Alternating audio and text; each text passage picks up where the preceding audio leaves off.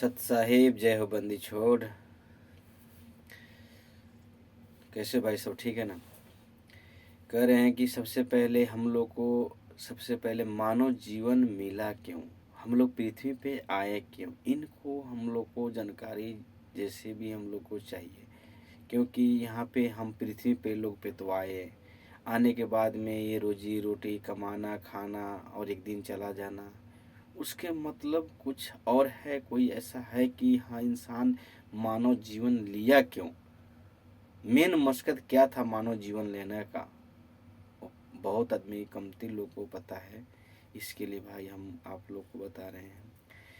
गुरुजी भी हमारे बताते हैं, परमात्मा जगत गुरु संत रामपाल जी भगवान, कि मानव जीवन का एक ही मकसद है अपना ये पृथ्वी पे आना और भक्ति करना, और भक्ति करके और अपना सतलोक स्थान जगह जाना। ठीक है, यहाँ पे आया हम लोग, पेट है, पेट के लिए कर्म तो करना पड़ेगा। सच्चे जो कर्म है वो कर्म करो, उसका फल आप लोग को मिलेगा। बाकी सही साधना ना करने के आधे से आप लोग, चाहे हम लोग, चाहे कोई भी आदमी उलझन में फंसा हुआ है। अब देखो, ब्रह्मा विष्णु शिव जी सबको पूजा पाठ करते हो, ठीक है, करना सही है, हम भी करते थे पहले, आप भी कर रहे हो। बाकी करने का वजह नहीं है, करो। बाकी सही जो साधना लिखा हुआ है, जैसे देवी भागवत गीता में 16 अध्याय 23 में और 17 में बताया कि जो मनमाना आचरण करता है उसको कुछ लाभ और सुख ना असुविधा कुछ नहीं मिलता है। इसी के लिए जो साधना उसमें लिखा हुआ है, जो भक्ति लिखा हुआ है, उसके तरह करोगे तो आपको लाभ मिलेगा, नहीं तो नहीं मिलेगा। जैसे किसान है, मानो रोपना है गेहूँ, तो गेहूँ रोपेंगे तो गेहूँ होगा, धान कैसे होगा? नहीं होगा ना। तो ऐसा ही है, जो चीज़ उसमें लिखा हुआ है वो भक्ति करेंगे तो हमको लाभ होगा, नहीं तो नहीं होगा। इसके वजह से आपका जो सही साधना है, जो अपना शास्त्र में लिखा हुआ है, शिव पुराण में, चाहे रामायण में, रामचरितमानस में, चाहे देवी भागवत गीता में, जो शास्त्र में अपना है, 4 वेद 18 पुराण 12 महाभारत, जो चीज़ अपना शास्त्र है उसमें आप देखिए जो साधना लिखा हुआ है, उस तरह भक्ति करोगे तो आपको लाभ मिलेगा, नहीं तो नहीं मिलेगा, है कि नहीं। इसके लिए जो शास्त्र में लिखा हुआ है वो भक्ति करो, ये मनमाना आचरण मत करो। ये लोग वेद से जो पंडित लोग बताते हैं ना हम लोग को भक्ति करने के लिए, इससे लाभ नहीं होगा। ये जो हमारे पाप कर्म का जो रोग लगा हुआ है नहीं कटेगा भाई, नहीं कटेगा। क्योंकि एक इस ब्रह्मांड में हम लोग आए हैं, ये मृत्यु के लोग हैं, यहाँ पे कोई नहीं जीवित बचेगा, सबको एक दिन जाना है। हमारे गुरुजी बताते हैं, चल हंसा सतलोक पठाऊं, छोड़ू ये संसारा हो, ये संसार काल का लोग, माया जाल पसारा हो, है कि नहीं। इसके लिए माया के जाल में हम लोग फंसे हुए हैं। सही अपना भक्ति करो, अपना मोक्ष करो, परमात्मा का जो सत्संग है वो सत्संग सुनो, ठीक है। कहते हैं मानुष जीवन दुर्लभ है, मिले न बारंबार, तरवर से पता टूट पड़े, भोर न चढ़े डार। क्योंकि जैसे एक बार गाछ का पत्ता जो साल भर वो लहर पर करता है, बाद में गिरने के बाद पत्ता को पता नहीं कहाँ चला जाता है, जैसे ये शरीर है हमारा, शरीर जो मिला, मानव जीवन मिला ना, तो इसमें हम लोग को भक्ति करना है। सही भक्ति करके, चतुर्दशी संत का तलाश करके भक्ति करके, और अपना स्थान सतलोक आश्रम, सतलोक जो है अपना लोग, वहाँ पे चला जाना है। नहीं तो यहाँ पे जन्म मृत्यु का रोग लगे रहेंगे, ठीक है। 84 लाख में जाना आना, ये लेवा देवा रहेगा भाई। कहते हैं गुरु जी कि एक लेवा एक देवा, कोई किसी का पीतम न पुतम, ऋण संबंध जुड़ा एक ठाठा, अंत में 12 बाटा।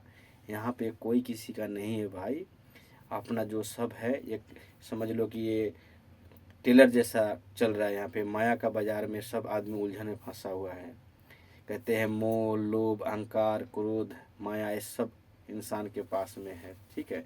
ये 13 गुण है, रजगुण ब्रह्मा, सतगुण विष्णु, तपगुण शिव, ठीक है। उसके बाद में आकाश पृथ्वी अग्नि वायु जल, मोह लोभ अहंकार क्रोध, ये सब इंसान के पास में हमेशा रहता है। इसके वजह से क्या होता है कि इंसान को जब जैसा उसका शरीर में कोई बात शब्द बोल दे, तुरंत वो खड़ जाता है, क्योंकि उसके पास में गुण एवरीडे उसी में रहता है, ठीक है। इसी के लिए जगत गुरु संत रामपाल जी महाराज की सत्संग सुनिए और सुन के अपना आत्मा को कल्याण कराइए। नहीं तो गुरु जी को बताते हैं, लोहा जैसा ताव जात है काया जैसा माही, ये सौदा फिर नहीं संतो, ये सौदा फिर नहीं, ये शरीर फिर नहीं मिलेगा भाई। जैसे मूल्यांकन इसका क्या हुआ, जैसे एक भाटी में लोहार होता है, जो लोहार जो औजार बनाने वाले, जब तक वो गर्म रहेगा तो जो चाहे वो बना सकता है। और वही जो लोहा जो फलाम है और उसको ठंडा हो जाए तो ठंडा होने के बाद में जो चीज़ वो बनाना चाहता है ना वो नहीं बना पाएगा, क्योंकि वो ठंडा हो गया। ठंडा होने के बाद में बनाएगा, बनाने के लिए बनाएगा, मगर जैसा वो चाहे वो नहीं बना पाएगा, उसका आकार चेंज हो जाएगा।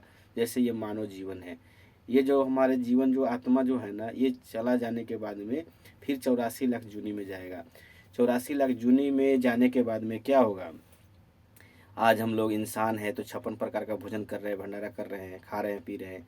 यही शरीर छूट जाएगा ना तो फिर हमारे शरीर नहीं मिलेगा। 84 लाख जूनी में घोड़ा गधा माल जाल जैसा ये पंछी जानवर सब बनना पड़ेगा। फिर उस समय में क्या करोगे, कितना कोई इंसान किसी को सुनता है, वो जानवर को देखता है, नहीं देखेगा।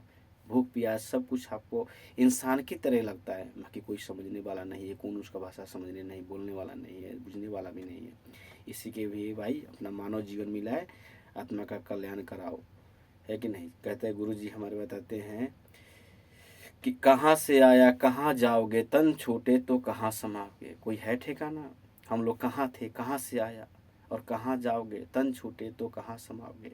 परमात्मा हर युग में आया, सत्ययुग में सुतकृत नाम कहलाया, त्रेता युग मुनिंदर नाम से आया, द्वापर युग में करुणा नाम से आया और कलयुग में वास्तविक रूप कबीर नाम से आया। भाई आया है पृथ्वी पे परमात्मा, आप उनसे नाम उद्देश्य ले लो, आत्मा का कल्याण कराओ। सत साहेब जय हो बंदी छोड़ की, सत साहेब।